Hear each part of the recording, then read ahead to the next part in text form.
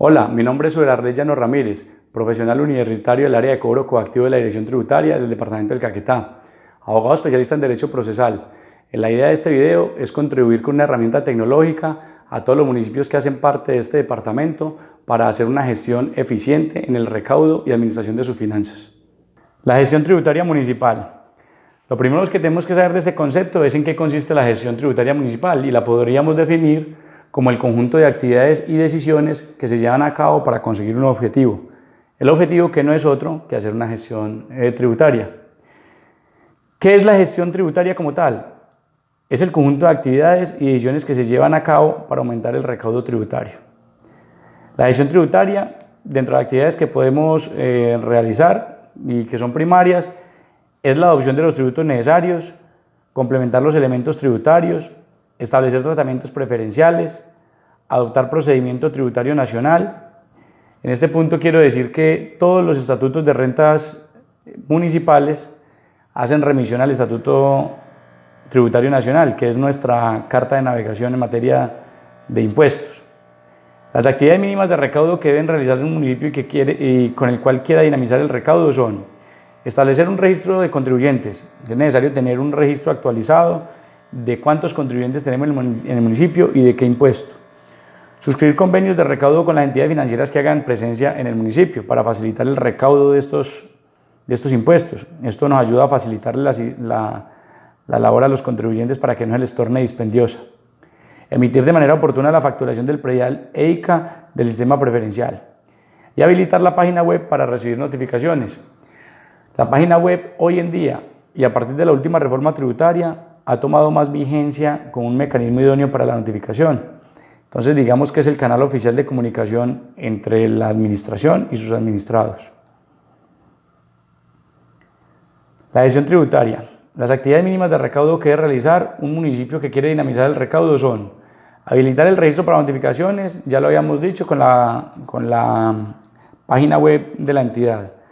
Adaptar un lugar de atención al contribuyente en ventanilla y en privado. Es importante que un contribuyente, a la hora que tome la decisión de pagar su impuesto, tenga un sitio institucionalmente identificado para hacerlo, un sitio que le genere confianza para evitar la intermediación y que le entregue todas las herramientas de comodidad para que haga su contribución. Activar la imagen corporativa en materia tributaria. Esto nos permite identificar una campaña agresiva con la que el municipio pretenda llegar a los contribuyentes. Cuando digo agresiva me refiero a una campaña que salga por medios de comunicación, que se haga voz a voz y con todos los mecanismos con los cuales se pueda comunicar a los administrados. Establecer el debido manejo y custodia del archivo es fundamental, porque cuando iniciamos procesos tributarios, se advierten ciertos intereses. Entonces el archivo debe estar en un lugar seguro, salvaguardado de problemas de humedad, salvaguardado de problemas de contaminación y sobre todo de acceso restringido. Las actividades mínimas de recaudo que realiza un municipio que requiere dinamizar el recaudo, también podríamos tener en cuenta la capacitación a funcionarios de rentas. Pasan meses y meses y los funcionarios no reciben capacitación, entonces es bueno aprovechar programas como el que ofrece su programa del RGA para que los contribuyentes estén a tono con las nuevas disposiciones normativas. Tenemos que dotar a los funcionarios con los medios idóneos, computadores, impresoras y papel, para que a la hora que llegue un contribuyente esto no sea ninguna excusa para no recibir su impuesto. Y un aspecto muy importante es, dentro del manual de funciones, establecer claramente las competencias de quiénes son los encargados de realizar esta gestión. Normalmente en los municipios es el secretario de Hacienda y sus delegados tienen auxiliares recaudadores o tesoreros. Entonces, delimitar esas funciones para que al momento de establecer las responsabilidades por lo que se hace o se deje de hacer, esas responsabilidades estén bien definidas. Actividades mínimas de cobro. ¿Qué debe realizar un municipio que debe dinamizar el recaudo? Como mínimo, las carteras normalmente en las entidades territoriales tienden a ser voluminosas porque tenemos una cultura de no pago histórica. Entonces debemos de hacer una depuración de la cartera, y esto implica hacer la prescripción masiva de vigencias ya de difícil cobro o sobre las que ya han transcurrido más de 5 años y su cobro se torne inviable. Debemos, mediante resolución del alcalde, adaptar o actualizar el reglamento interno de cartera. que es el que nos establece en qué condiciones se puede solicitar los acuerdos de pago, las cuotas máximas en que se puede pactar un acuerdo de pago, los montos sobre los cuales se puede transar acuerdo de pago y en sí todas las condiciones necesarias para que el contribuyente pueda hacer más fácil su actividad de tributación. Para aquellos contribuyentes que se muestren renuentes al pago, pues entonces ya se podrá iniciar con una etapa de cobro persuasivo y el cobro coactivo, como lo explicaremos en detalle más adelante. Actividades mínimas de fiscalización que debe adelantar el municipio. La identificación de los omisos, es decir, tener una base de datos de quienes estaban obligados a declarar y quienes no lo hicieron para de ahí sacar los omisos. Identificar los inexactos, quienes teniendo la obligación de declarar lo hicieron por un menor valor. Con base en esta información, diseñar un programa de fiscalización, un programa que normalmente se hace a un año, donde establece las actividades a realizar de la mano con el calendario tributario. Entonces estas labores se pueden circunscribir a auditorías, a adelantar los requerimientos especiales y todas esas labores de fiscalización que son rutinarias. Y tratar de adelantar programas de ejecución de alto impacto para que la ciudadanía se vaya concientizando de su obligación de pagar los impuestos y de lo beneficioso que esto resulta para el municipio. Ya lo he dicho en la imagen anterior, diseñar un programa de fiscalización normalmente se hace a término de un año. Hay que identificar claramente las actividades. A esas actividades necesariamente hay que asignarle unos responsables para exigirle los resultados. Debe tener una cronología en el tiempo. Esta cronología va claramente de la mano con el calendario tributario que se adopta en el municipio para el pago de los impuestos. Y muy importante prever los recursos que este programa de fiscalización va a demandar. Recursos tan básicos como los chalecos, carnets de identificación de los contribuyentes, de los funcionarios que van a realizar las campañas de fiscalización, dotarlos de computadores, dotarlos de impresoras, dotarlos de medios de transporte si así se requiere para ir a los sitios más apartados, etc. Procedimiento tributario territorial lo tenemos definido en la Ley 788 del 2002, en el artículo 59, y este artículo establece que a los municipios administrados por departamentos y municipios se aplicará el procedimiento del Estatuto Tributario Nacional. Yo lo advertí al inicio de la intervención de que todos los estatutos tributarios municipales nos remiten a este Estatuto Tributario Nacional porque es el que establece las normas procedimentales para el cobro de todo tipo de impuestos. Las sustanciales ya se establecen mediante acuerdo en el mismo estatuto, dependiendo de la realidad de cada municipio. Además del procedimiento administrativo de cobro, se aplicará para las multas y derechos y demás recursos territoriales, porque en los municipios tenemos no solo impuestos, sino que tenemos otro tipo de contribuciones de carácter no tributario, para aquellos, por ejemplo, los que tienen organismos de tránsito, para el cobro de las multas de tránsito, para los que tienen estampillas, los que tienen otro tipo de tasas por valorización, etc. Estas sanciones establecidas en el Estatuto Tributario Nacional, como van dirigidas a impuestos del orden nacional, como es la renta y el IVA o impuesto al patrimonio, y son, digamos, sanciones un poco altas. Ahorita la mínima por no declarar está establecida en 10 VT. El departamento o el municipio puede reducirlas de acuerdo a la naturaleza del tributo y guardando siempre una proporcionalidad. En el caso puntual, el departamento del Caquetá tiene adoptado para el cobro del impuesto, para el no pago del impuesto de vehículo, una sanción mínima reducida al 40% de la mínima nacional.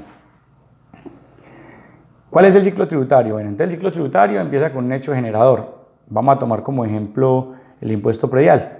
Entonces lo que genera el hecho de pagar el impuesto predial es el uso del suelo. Ese hecho generador es necesariamente realizado por un sujeto pasivo, que es la persona que está obligada a cumplir con una obligación sustancial y con la obligación formal. En la obligación formal pues tenemos la de declarar, inscribir, informar o facturar. Y bajo esa misma hilo tributario, pues esta obligación termina con el pago de ese impuesto. El sujeto activo de estos impuestos territoriales necesariamente es el municipio. El municipio tiene la obligación de facilitar el pago de esos impuestos, fiscalizar para determinar quiénes no lo han pagado y a quienes no lo hayan pagado, pues iniciar las labores de cobro. En conclusión, las facultades del municipio en materia tributaria se circunscriben a la administración, determinación, discusión, cobro, devolución y régimen sancionatorio de cada uno de los impuestos que administra. Sistemas de gestión, la liquidación privada. Normalmente para la liquidación privada, los municipios tienen adoptados unos formatos que previamente han sido aprobados o mediante acuerdo o han sido consultados como mínimo con el Ministerio de Hacienda y Crédito Público. Si el contribuyente, estando obligado a declarar dentro de este formato, no lo hace, pues entonces la administración, previo emplazamiento para que lo haga, de persistir en su omisión, proferirá una liquidación oficial donde determinará el valor a pagar con las sanciones que ello conlleva. Si no hay obligación de declarar, la administración establece el valor del impuesto mediante una factura y esa factura le es comunicada al contribuyente para que, si es su deseo, interponga un recurso de reconsideración y la discuta. Si no interpone recurso de reconsideración o vencido el término para interponerlo, no lo ha hecho, esta factura queda en firme y ya se constituye en título ejecutivo. Dentro de estas labores de gestión es muy importante facilitarle las cosas al contribuyente, es decir, que el contribuyente no tenga excusas para el no pago. Entonces, dentro de estas actividades está el envío masivo de la facturación. Hay muchas entidades territoriales que hoy en día le envían o la declaración sugerida del vehículo a la casa del contribuyente o la declaración de la factura del impuesto predial. Entonces es importante para que de esa manera sea el primer acto procesal con el cual se invita al contribuyente al pago. Las personas que luego de haberse enviado la facturación o la liquidación sugerida no cumplan con su deber formal, puede el municipio iniciar unas actuaciones preliminares persuasivas que simplemente se circunscribe a un oficio invitando al contribuyente a ponerse al día con la obligación. Luego de haberse enviado el oficio persuasivo para que el contribuyente cumpla con su obligación formal de declarar o de pagar su impuesto, pues corresponde verificar por parte de la administración si hizo caso o no al oficio para poder continuar con la etapa de determinación del impuesto vía liquidación oficial o vía factura, que son las que constituyen el título ejecutivo en últimas. ¿Cómo es el proceso de determinación oficial cuando hay obligación de declarar? Se inicia una labor de fiscalización. Hecha esta labor de fiscalización se determina si declaró o no declaró o si declaró de manera inexacta. Se profiere una liquidación oficial donde se establece el valor que debía declarar, más las respectivas sanciones. Esa liquidación oficial es comunicada al contribuyente para que interponga el recurso de reconsideración. Si no lo interpone o vencido el término para interponerlo, no lo interpuso, pues sencillamente esa liquidación oficial queda en firme y esta liquidación oficial se convierte en la piedra angular de ejecución por jurisdicción coactiva. Evacuado todo lo anterior en cuanto a la gestión tributaria refiere, es decir, la conformación de la base de datos, adaptarle el estatuto de renta municipal a los impuestos que administra, identificar los contribuyentes omisos, los inexactos, establecer el plan anual de fiscalización, ya avanzamos a la etapa de cobro formalmente. ¿Y qué es lo que se cobra por jurisdicción coactiva? Pues todas aquellas obligaciones que estén contenidas en un título ejecutivo. Como título ejecutivos tenemos las liquidaciones privadas y sus correcciones, contenidas en las declaraciones tributarias presentadas desde el vencimiento de la fecha para su cancelación. Las liquidaciones oficiales ejecutoriadas, y yo quiero ser muy enfático en decir que ejecutoriadas, porque una liquidación, hasta tanto no esté ejecutoriada, no se puede cobrar por jurisdicción coactiva y no se constituye como título ejecutivo. Los demás actos de la Administración de Impuestos debidamente ejecutoriados, con los cuales se fijen sumas líquidas de dinero a favor del fisco nacional. No todos los impuestos establecen liquidaciones oficiales para su determinación, hay unos que establecen tipo de sanciones vía resoluciones. Entonces estas resoluciones también, apenas queden en firme, se constituyen en título ejecutivo. Las garantías y cauciones prestadas a favor del municipio para afianzar el pago de las obligaciones tributarias a partir de la ejecutoria del acto de la administración que declare el incumplimiento. Esto va dirigido para aquellas personas que constituyen una póliza a favor de la entidad territorial para respaldar un acuerdo de pago y luego de que se le declare incumplido, pues esa póliza se representa a título ejecutivo para que la administración haga cumplir la obligación.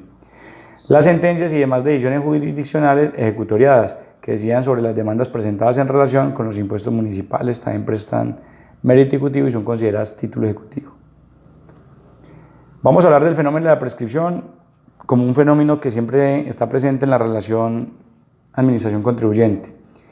Esta prescripción está establecida en el artículo 817 del Estatuto Tributario Nacional y a su vez en cada uno de los estatutos de rentas municipales. Habría que verificar en cada uno en qué artículo quedó, porque eso depende mucho de la entidad territorial. Entonces el artículo 817 no habla de la prescripción y la prescripción no es otra cosa que la sanción que le pone el legislador a la administración por no adelantar de manera oportuna sus gestiones de cobro. En materia tributaria hay una particularidad y estos momentos, esta prescripción que es de 5 años se empieza a contar a partir de 4 momentos diferentes. El primero es la fecha de vencimiento del término para declarar, fijado por el municipio para declaraciones presentadas oportunamente. La segunda es la fecha de presentación de la declaración en el caso de las personas en forma extemporánea. La tercera es la fecha de presentación de la declaración de corrección en relación con los mayores valores. Y como cuarta fecha tenemos la ejecutoria del respectivo acto administrativo de determinación o discusión. ¿Cómo interrumpimos los términos de prescripción? ¿Cómo puede hacer una administración para que esa obligación no le prescriba en sus manos y vaya a desencadenar a futuro un detrimento patrimonial? La forma idónea es como lo establece el artículo 818 del Estatuto Tributario. En primer lugar, la notificación del mandamiento de pago. Un mandamiento de pago notificado interrumpe términos de prescripción. El otorgamiento de facilidades de pago. Cuando una persona suscribe un acuerdo de pago, también interrumpe los términos. La admisión de la solicitud de concordato. Es para cuando las personas hacen reestructuración de obligaciones. Entonces, cuando se hace la solicitud, se relaciona esa obligación y a partir de ahí se interrumpen términos de prescripción. Y la declaratoria de liquidación forzosa. ¿Cuáles son las etapas del cobro coactivo como tal? En primer lugar, tenemos el cobro persuasivo. Ya lo había advertido anteriormente, no es una etapa procesal como tal, pero sí es una herramienta que utilizan algunas administraciones bajo la premisa de que es mejor un mal arreglo que un buen pleito. Entonces parten del principio de que muchas veces a la persona con simplemente mandarle un oficio, la persona le ponga al día con su obligación para evitar el desgaste administrativo que implica iniciar un proceso de cobro formal. Investigaciones de bienes. Las administraciones hoy en día cuentan con herramientas tecnológicas que le permiten cruzar bases de datos para determinar si el contribuyente tiene algún bien inmueble o algún vehículo a su nombre o si cotiza el sistema de salud por parte de qué empresa lo hace, eso de caras a futuro de embargos, bien sea de casas, de carros o de salarios con los cuales se pretenda hacer pagar forzosamente la obligación. El decreto de práctica de medidas cautelares, esto se puede hacer de manera concomitante o posterior o de manera previa al mandamiento de pago. ¿Por qué de manera previa? Porque la naturaleza de la medida cautelar es evitar que el contribuyente sea insolvente, entonces no necesariamente tiene que haber mandamiento de pago para decretarla, puede ser el primer acto procesal. En el caso particular yo acostumbro a hacerlo con el mandamiento de pago, libro mandamiento de pago y mientras que el contribuyente viene y se notifica él mismo o hago la gestión de notificación, envío las medidas cautelares.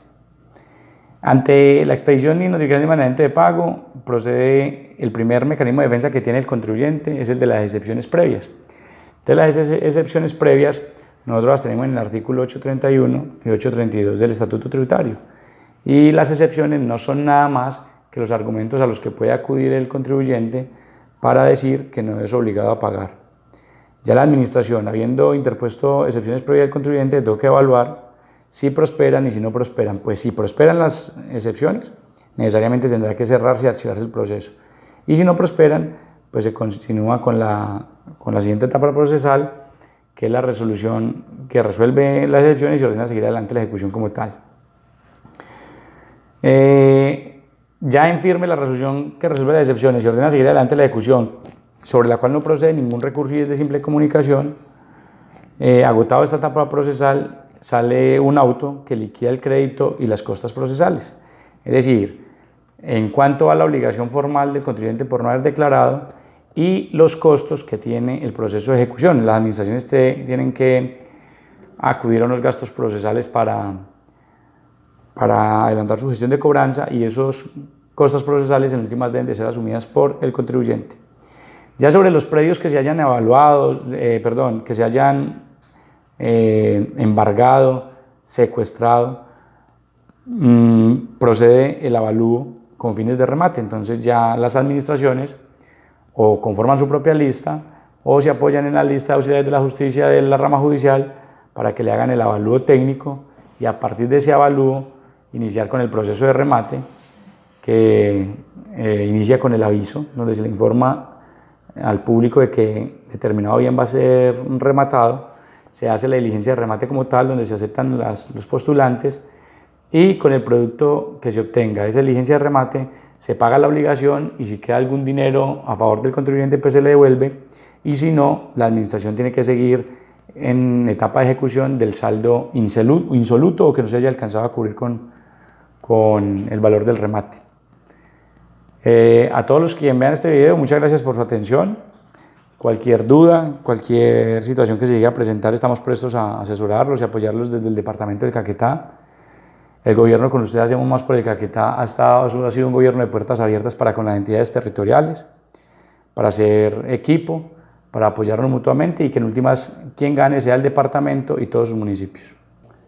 Para quienes tengan alguna duda o alguna inquietud respecto al anterior video, bien pueden comunicarse al teléfono 435-3742 o escribirnos al correo electrónico dirección @caqueta.gov.co y en estos medios les será suelta. No olviden que este video fue hecho dentro del marco de cooperación entre el Programa de Gobernabilidad Regional de la USAID y el Departamento del Caquetá.